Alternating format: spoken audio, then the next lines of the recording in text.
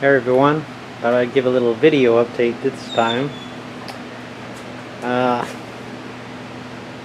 back of the subframe here was pretty rusty, so I sanded that down, and all 8 holes I re-drilled and re-tapped to 1/4 because they were all rusted out.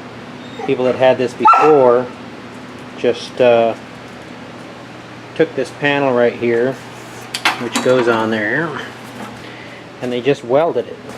They welded it to the back side, so I didn't like that.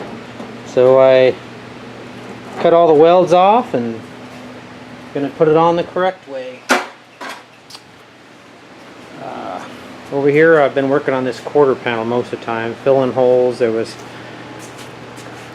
some holes in here where the fender bolts into, and filled them in.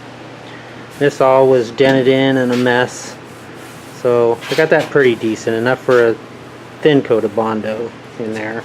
This line right here was missing, so I trying to fill it in with weld and then trim it down a little nicer. It still needs a little bit more work. The people also had this before me, had welded the quarter panel to the back of the subframe here. So what I did is I took my Dremel and with a cutting wheel and cut this line right here to make it look like the body panel break, like this side here.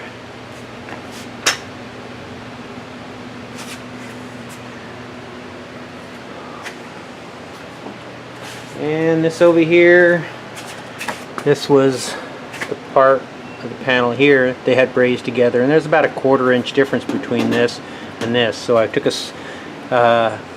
cutting wheel and I sliced it halfway across here, dolly and hammer and dollied this back out pretty level, welded it back up, which was a pain in the butt because of the brass that was around there.